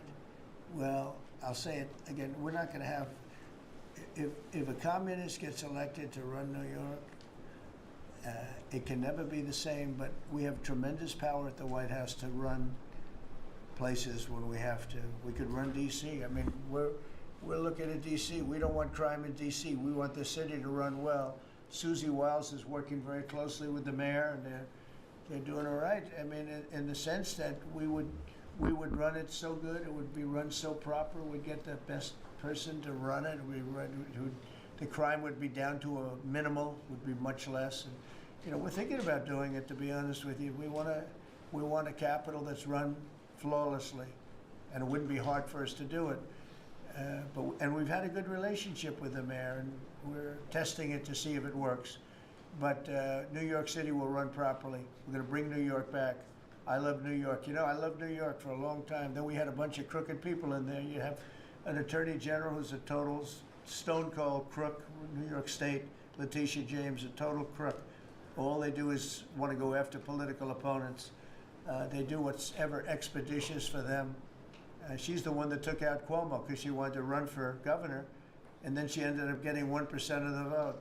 She polled at 1%. She dropped out, went back to attorney general. You have a lot of crooked things going on in New York. We're going to straighten out New York. Maybe we're going to have to straighten it out from Washington. But when I see a communist who has actually gotten a Democrat, pretty much gotten the Democrat nomination, they also went to that new form of voting, which is a beauty. You go in there in third place, you come out in first. That's that form of voting that they have gone to. You know what I'm talking about. It's not too good. We're going to do something for New York. I can't tell you what yet, but we're going to make New York great again also. We're going to make it great again with the country. What we've done in this country in the last 6 months, nobody has ever seen it. And I told the story, the King of Saudi Arabia, I was over there. They gave us $5.1 trillion between Saudi Arabia and UAE, Qatar. 3 stops, $5.1 trillion coming into our country as an investment, biggest investment ever made. And it's all going to good stuff. I mean, all real big, good stuff. Energy projects, big, big things. But they all 3 told me essentially the same thing. We thought your country was dead, and now you've got the hottest country in the world. We're right now riding the hottest country. And you can all be proud of it. We're in the hottest country. This is the hottest country in the world. There's nobody close. Made hotter by some great pilots and great machines that nobody else has. Those great, big, beautiful machines, they rode those machines right into the toughest territory. And nobody knew what the hell happened. And then they hit their targets perfectly, and it was complete and total obliteration. And that's why that war ended, Steve. They told me that's why the war ended. The war ended when they saw that, it was over. And we're very proud of it. But we have the hottest country in the world right now, from a country that was close to dead. And if I didn't win, if you would have had the other person win, we all know who she is. Whether it was she or Biden, they're the same. He may have been more competent than her, and that's hard to believe, right? But if you had that ideology in, I don't believe you would have had a country anymore. I think you would have had a country that was broken up. But we had a dead country. Now we have the hottest country in the world, and everybody knows it, and everybody said it. Mr. Vice President, do you have anything to say? Well, thank you, Mr. President. I just want to say that I'm very proud of the whole team. I think everybody has worked together. You see Pete and Marco and Steve working on some of the diplomacy, Christy and Pam working on the border. We just have a really, really solid team, and we've done a lot of good work. And in particular, I want to congratulate the White House staff led by the President on getting the One Big Beautiful Bill passed. Yeah. I was personally skeptical, sir. I never told you this, but I was skeptical we'd be able to get that thing done by July 4th. We did it because we worked together and we worked very well. So it's an honor to be a part of it, but I'm really proud of you guys for doing a great job. The beautiful thing about it, it had something for everyone. That's right. Most people said it had to be broken into 7 bills. It's so big. The problem was that some of those 7 have nothing for anyone, but they had to be done for the country. You know, sometimes you have to do things for the country that aren't necessarily popular. We had a couple of them, and that wouldn't have worked. So the one big beautiful bill, many people said it could never be approved. Too big, too everything. There's too much. But it had something very big and very important for everyone, and it's great for the country. And remember, the Democrats have come up with a false narrative, you know, just whatever. It's just a line that they send to everybody and that they print. I think in the case of this, it's death, death. Everyone's going to die. I heard that. Everyone's going to, just the opposite. Everyone's going to live. What we're doing is saving our country and making it much bigger, better, and stronger than it ever was. I'd like to ask, Marco's been doing such a great job. Do you have anything to say? Well, it's just going through a list here, Mr. President, and I think the Vice President's pointed out to the great team you have, and all these achievements that have happened domestically. But you think about it, under your leadership, we prevented and ended a war between India and Pakistan. NATO's now at 5% for the first time ever, the highest numbers ever. A peace deal between the Democratic Republic of Congo and Rwanda. A 12-day war that ended with an American operation that we're the only country in the world that could have done. Hopefully, pretty soon, a peace deal between Azerbaijan and Armenia. The entire Middle East and the infrastructure of it has the potential now to change because of Syria and Lebanon, and it hasn't even been 6 months. Sure. It hasn't even been 6 months, so it's a straight testament to your leadership in this team. Well, thank you very much, and you've done a fantastic job. Could I just ask Linda, she's involved in so much, she's so talented and so good, and she's working on a couple of little things like Harvard, who was given $5.5 billion over a short period of time. We caught him on that one, that's crazy, but you're working on so much, you want to bring education back to the States. How are you doing? Well, absolutely, and thank you for the opportunity. I think on the big, beautiful bill, what we saw, you know, with school choice, you know, that's finally on a national basis at the state level, but there are opportunities now for scholarships more and more often for kids who are in family schools. This is going to be a big turnaround. I think one of the biggest accomplishments we had over the past week was the University of Pennsylvania with the Title IX ruling that Leah Thomas was stripped of her title, Riley Gaines and Paula Scanlon and other women who have stood, you know, so strong against men and women's sports. And when you put out the, the executive order, I mean, that just solidified and gave them the opportunity. So those are a couple of really, really big wins, and thank you for that opportunity. And how are you doing with Columbia and Harvard? We're negotiating hard. I think we're getting close to having that happen. It's not wrapped up as fast as I wanted to, but we're getting there. Okay, good. And you've done a fantastic job. Thank you very much. It's been a good team. Yep, you have a great team. Around this table, a lot of people help with that. That's right. Thank you very much. Maybe just in closing, you know, we spent a lot of time, effort, very little money on this room. This is called the Cabinet Room. It's been here for a long time. And it had some pictures that were not many of them and not very good ones. And I actually spent time in the vaults. The vaults are where we have a lot of great pictures and artwork. And I picked it all myself. I'm very proud of it. That's Andrew Jackson, great Andrew Jackson. That's a gentleman named, and we call him President Polk. He was sort of a real estate guy. He was, people don't realize he was he was a one-termer, but he was a very good president. But, and I'm not sure I should be doing this, he actually gave us the state of California. He was the one, he was the one that hooked it up. So I'm not sure, maybe he won't be there for long. But if you notice, the frame is the exact same size almost as the other one is Andrew Jackson. So that was a part of the reason too, I have to be honest. But Polk is was actually a very good president who's got the same frame that I needed, okay? And up here you have the original George Washington right behind the light.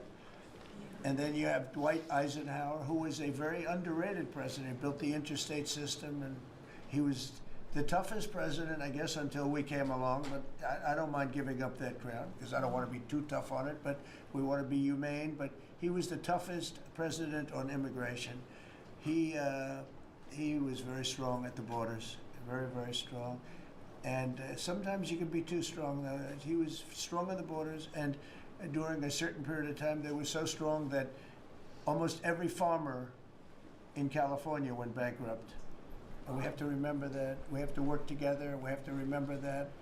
But he was a very good president and a very good general and a very good president. And I thought he deserved a position somewhere on this floor.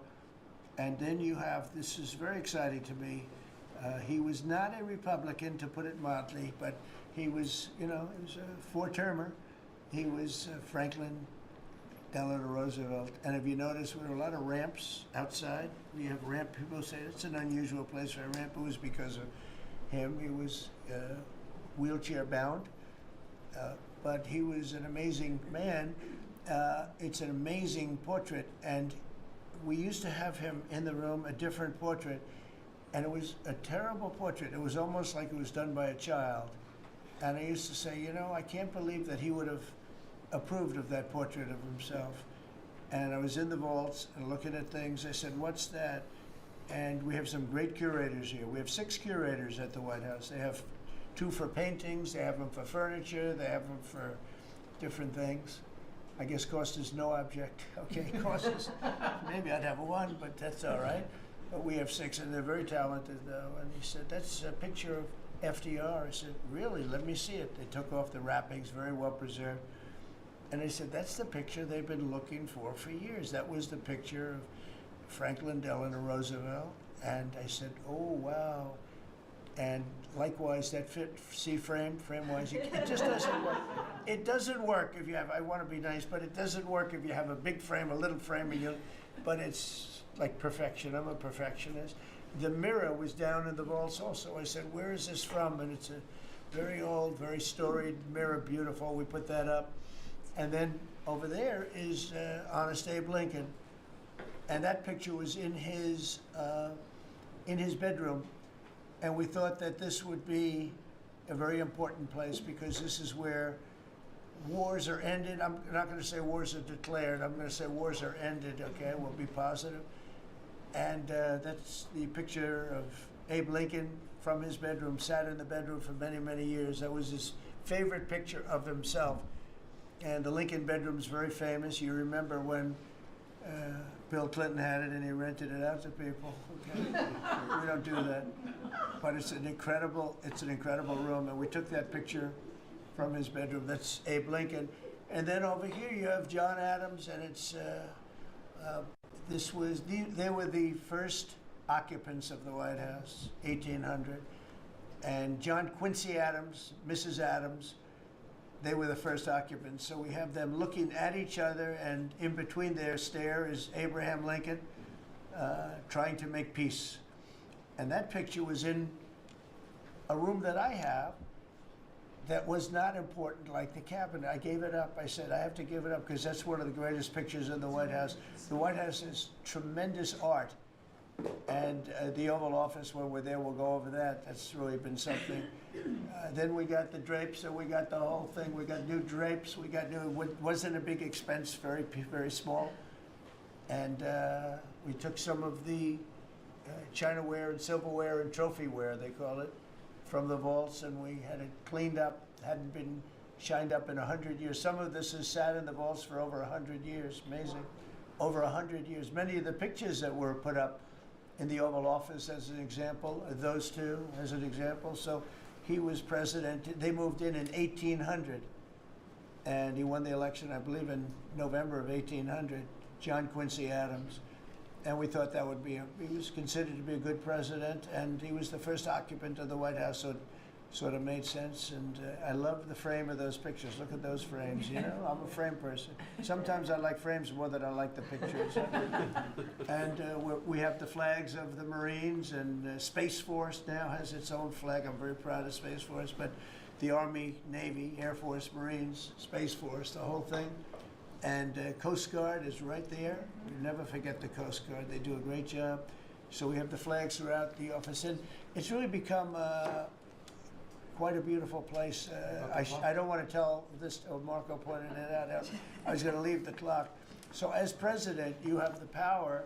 If I go into the State Department or Department of Commerce or Treasury, if I see anything that I like, I'm allowed to take it. Do you believe this? So I'm in Marco's, I see this gorgeous clock, grandfather clock, And there it is. I said, Marco. He didn't know about it. I had to read him the rule and regulation. I said, Marco, I love this clock. Look at it. It's beautiful. He said, what clock? I said, the clock that's in the other room is incredible, and nobody gets to see it there. Marco, I tried to talk him into it first, and it sort of worked, and then I had to use a little more. I said, I'd love to take that clock out and put it in the cabinet room. He said, no, are you serious? I said, Marco, I have the right to do it, Marco. And he said, all right, what the hell? So that's his contribution to the cabinet room. But it's, by the way, it's an incredible clock. And, you know, it's an important room. So you may see it again. Maybe we'll move it back someday. Anyway, so that's pretty much it. But it really is great. Here we put out, you know, these lamps have been very important, actually. Whether people love them or not, but if you see pictures like Pearl Harbor and Tora Tora Tora, you see movies about the White House and where wars are being discussed, oftentimes they'll show those lamps or something like those lamps, something that looks like them, probably not the reals, because I don't think they were allowed to. This is a very important room. This is a sacred room, and I don't think they made movies from here. You never know what they do. But they were missing medallions. See the medallions on top? They had a chain going into the ceiling. And I said, you can't do that. You have to have a medallion. They said, what's a medallion? I said, I'll show you. And we got some beautiful medallions. And you see them. They were put up there. Makes the lamps look better. So we did these changes. And, you know, when you think of it, the cost was almost nothing. We also painted the room a nice color, beige color. And it's been really something. The only question is, will I gold leaf the corners? You could maybe tell me my cabinet could take a vote. You see the top line moldings, and the only question is, do you gold leaf it? Because you can't paint it. If you paint it, it won't look good because they've never found a paint that looks like gold. You see that in the Oval Office. They've tried for years and years. Somebody could become very wealthy, but they've never found a paint that looks like gold. So painting it is easy, but it won't look right. And the question is whether or not we should gold leaf it. Linda, do you have an opinion? I gold leaf it. You like it the way? No, I gold leaf it. You'd gold leaf it? Yeah. Who would gold leaf it? Could I raise you? How about, would you gold leaf it? I was going to ask about McKinley, one of your favorite presidents. Well, McKinley was a great president who never got credit. In fact, they changed the name of Mount McKinley, and I changed it back because he should have been, the people of Ohio he was the governor of Ohio. The people of Ohio were very happy when I did that, I heard. They were very insulted. They took the name of Mount McKinley off. That was done by Obama a little while ago, and I had to change it back. I changed it back. He actually was a great president. He was a president, he was the tariff, the most, I guess, since me. I think I'm going to outdo him, but he was a tariff president. He believed that other countries should pay for the privilege of coming into our country and taking our jobs and taking our treasure. That's the way he explained it. They took our jobs and they took our treasure, and for that they should pay. And he made them pay, and he built a tremendous fortune. In fact, in 1887, they had the Great Tariff Committee was set up in 1887 because our country had so much money, we didn't know what to do with it. And they set up a committee of, as they called them, elites, a term that we have to change because I think a lot of the people that are elites aren't elite. I think the people that aren't elite are elite, so we're going to have to maybe switch that around somehow. But they had a committee that was set up to spend the money because it was such a large amount of money. At that time, it was nobody had seen anything like it. And it all came in from tariffs. And people didn't pay tax. There was no income tax system. I told you that came back in 1913. That came back and lived well for a while, and then you had the Great Depression. And then later they tried to bring back tariffs, but the whole thing was, this was after the Depression. It was one of the great misconceptions is people like to say, oh, but it was during but no. The country had a Great Depression, and then after the Depression, long after it started, they brought back tariffs to see if they could save it, but it took them really 25 years when you say about 25 years to get out of the Great Depression. A lot of people don't understand that. But I thought it would be interesting for you to get a little view of this room. This is a very important room, very powerful room, great room. And we've done similar, but even beyond this, in the Oval Office. We brought back pictures of some of the great presidents. Many of them were in the vaults for over 100 years. Originals all, beautiful, beautiful things. And rather than sitting in a vault downstairs for 128 years, I thought we should display that, and we did that, I think, in a really good way. We've gotten very high marks, but it's interesting. People walk into that room and they look around the room. They don't even want to talk to me. They could look at it for hours. It's funny, when people come into the Oval Office, it's such an incredible, it's a sacred place. When people come into the Oval, from the biggest people in the world, presidents, prime ministers, kings, queens, in one case at least, queens, and the biggest business people in the world, they walk into that office, and they always say, there's no place like this in the whole world in terms of the power. I mean, it's beautiful and all, but there are other beautiful offices. You have businessmen that have offices that are, full floors of office buildings, with floor-to-ceiling glass, and they walk in there and they say, there's no place like this anywhere in the world. There's no place. And, it's what it represents, maybe more than the physicality of the room itself. So it's an honor to have you all, media. It's an honor to have you. I just want to say we have a fantastic cabinet. Every one of them is a star in my book. And if they're not, I'll let you know about it. I'll throw them to the wolves. I'll throw them to the wolves in 2 seconds, because our country comes first, right? But I just want to thank you all for being here. It's been a lot of fun. Thank you very much, everybody. Thank you. Thank you, press, everybody. Thank you, press. Thank you, press. Thank you, press. Thank you, press. I'll tell you some other time. Thank you. Thank you, press. Yeah, I will. Thank you, press. Are we talking about next week or thank you very much, everybody. It's an honor. Hello, everybody. Hello, Mr. President. So we had a great time in Iowa. Very successful. A lot of people. I think they enjoyed it. But it's been a great state for me. We won it all 3 times.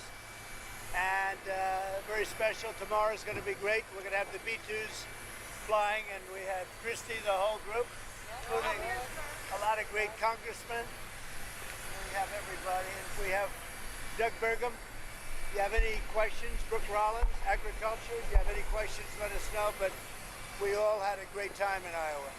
President, has Hamas agreed to the latest framework for a ceasefire and hostage deals? We'll see what happens. We're going to know over the next 24 hours. Mr. President, you had the best border numbers in the month of June in the country's history.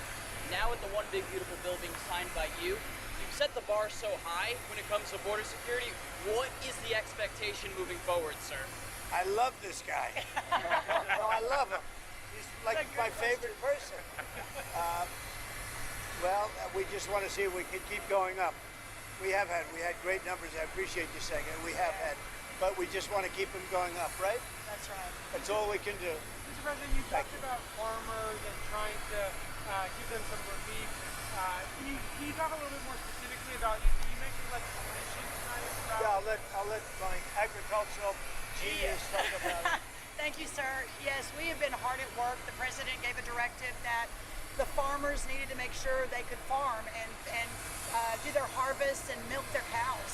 So Stephen Miller, myself, the top team in the White House has been working on, including Secretary Noem, including Secretary Chavez-Sherrimer, on the H-2A streamline, the current visa system that allows seasonal workers in.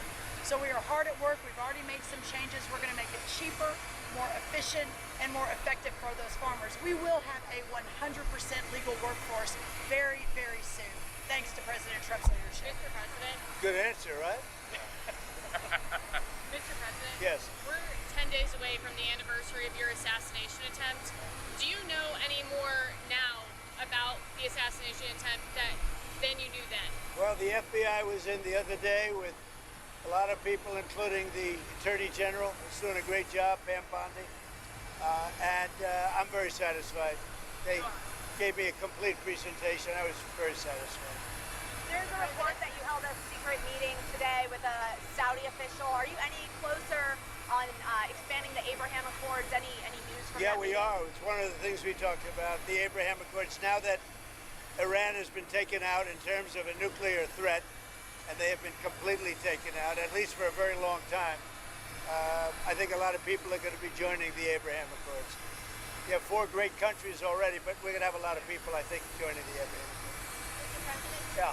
Some polls have shown the big, beautiful bill to not be very popular. I'm wondering, how confident are you in being able to sell it to the American people? Yeah, I think it's very popular.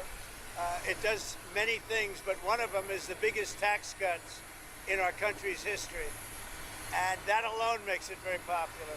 The only poll that was done was a Democrat poll, and they'll ask 2 of the little bit controversial things, but good things for the country. The tax cuts alone, so it's the largest tax cut in the history of our country, and that alone makes it very, very popular. Mr. President, can you talk a little bit about your expectations for the celebration next year? Obviously, a bit of a preview tonight. You talked about the Patriot Games. You highlighted a possible UFC title fight at the White House. Right. What are your expectations for the celebration next year, sir? Well, I think it's going to be a great celebration. It's going to be as big a celebration as we've ever had. And remember, we have the World Cup and we have the Olympics also. So we have that, plus we have 250. I think it's going to be a wild time. It's going to be a great time for this country. It's going to be the golden age. Thank you. What's next for Russia and Ukraine? Are you speaking to Zelensky tomorrow? And what are you hoping I'm the next? I'm speaking to President Zelensky tomorrow, early in the morning, and I'm very disappointed with the conversation I had today with President Putin, because I don't think he's there. I don't think he's there, and I'm very disappointed. Well, it's not. I'm just saying, I don't think he's looking to stop. And that's too bad. This is Biden. This isn't me. This is Biden's war. It wouldn't have happened if I were president. It wouldn't have happened. So, in one way, I hate to get too involved because it's Biden's war.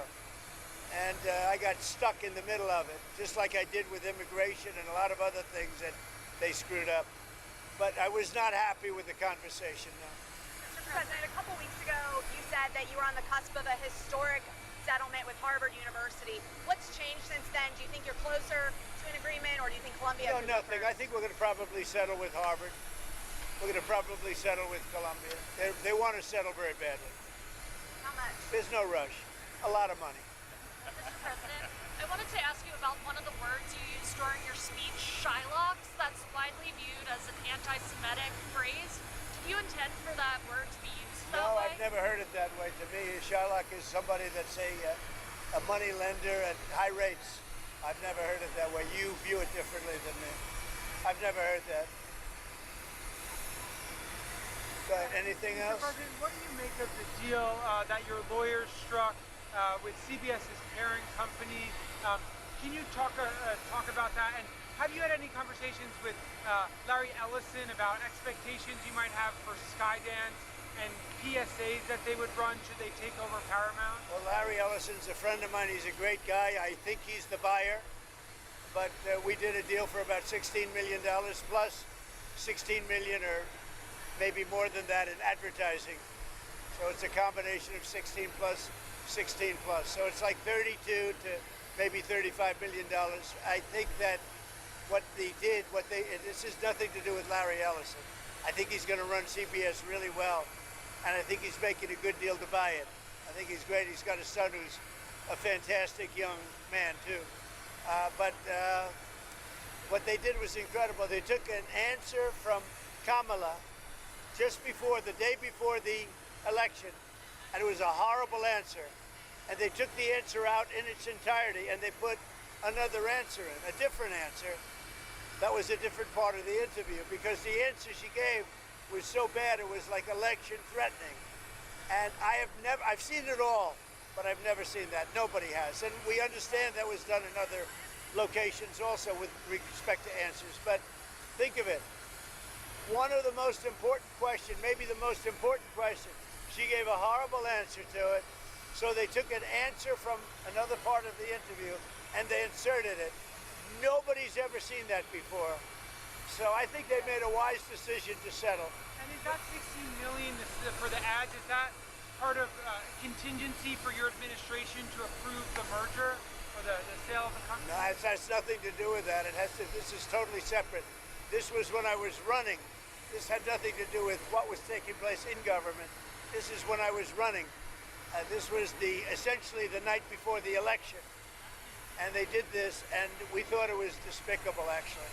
Is there on tariffs for countries that don't get a letter right away and that you haven't made a deal So with? we're going to start sending letters out to various countries starting tomorrow.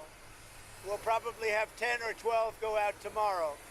And over the next few days, I think by the 9th, they'll be fully covered. And they'll range in value from maybe 60 or 70% tariffs to 10 and 20% tariffs. But they're going to be starting to go out sometime tomorrow. We've done the final form, and it's basically going to explain what the countries are going to be paying in tariffs. And it's very important. It's a lot of money for the country, but we're giving them a bargain. Because if I went by the true deficits or by other ways of measuring, it could be a lot more. I don't want to stretch it too much. We want to keep it pretty reasonable. And I think it's very reasonable. Mr. President, what GA Regulator 1. Welcome to my channel. Make sure to like and subscribe. Thanks for the support. AI_Zoe. Welcome to my channel. Make sure to like and subscribe. Thanks for the support. As we get to the smaller countries, we're pretty much going to keep the tariffs the same. Are there any countries that will have a little flexibility with that deadline? Not really. I mean, they'll start to pay on August 1st. The money will start to come into the United States on August 1st, okay? In pretty much all cases. Thank you very much, everybody. Thank you. Thank you, sir. Thank you very much.